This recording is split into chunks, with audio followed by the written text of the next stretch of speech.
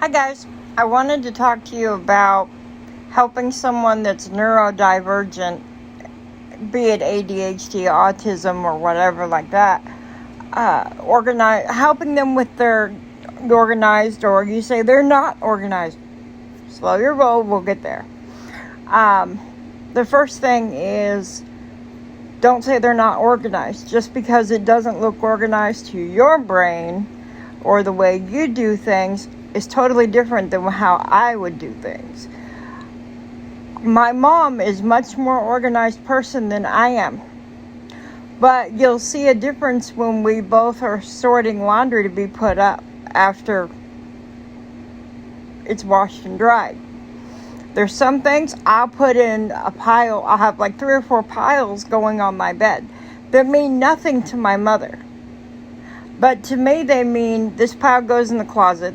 This pile and the closet pile is broken up into which one goes at the end with the pants, or which one goes at the end with the shirts, which one goes to the dresses, which one goes to the skirts.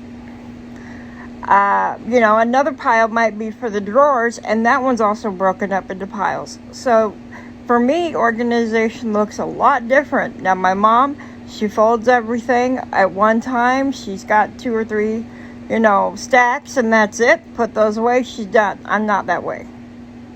And if I'm doing something, like say homework when I was in school, I would do a little bit of it, and then I'm up moving around doing something else. I never was diagnosed as ADHD or anything like that as a child. Now I do have learning disabilities, and we found out as an adult, have symptoms of ADHD and autism because of the brain damage, because of cerebral palsy.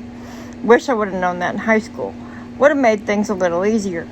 But for me, having some input in how things are broken up and being able to work for a little bit, take a break, work for a little bit, take a break, would drive my mother nuts. It doesn't drive me nuts though.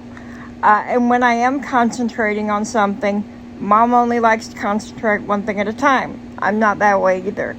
I like to listen to an audiobook, listen to something on YouTube, and then say I'm writing a list or talking on the phone or something like that. That's calming for me. So, just because someone doesn't organize things and do things your way doesn't mean it's unorganized. If you want to help somebody like that, don't clean up for them. Now, there's a trick, and my mom and I had to learn this together to be able to work together, to live together. I don't mind her helping me organize the craft room or whatever, but I need input. And she's learned not to just go in and do that unless we have talked previously and agreed on where I would like something put, not where it makes sense for her. She's helped me with that. We're going to get a label maker for the pantry and do that, but we had to learn to work together on that. So if you have someone who's neurodivergent, you have to be a little more patient, but you can help them, and there are ways to organize with them. Give them input on how something is done. Would it help them to do it all at once, or is it going to help them for you to put a timer on? This worked real well with me as a kid.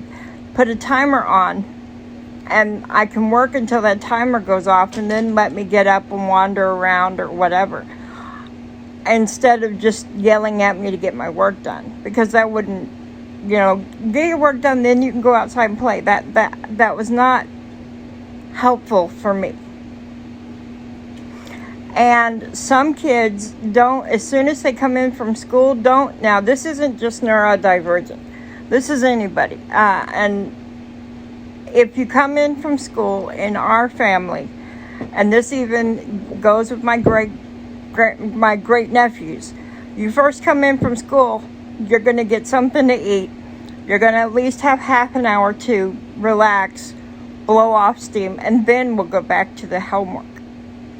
That works for people that are non-neurodivergent, no matter what they're doing. If they're just coming in from work, don't hound them right away. Let them relax for a little bit and then work on what you can, unless there's an emergency. But there are ways for everybody to function together. I hope this helped. Bye, guys.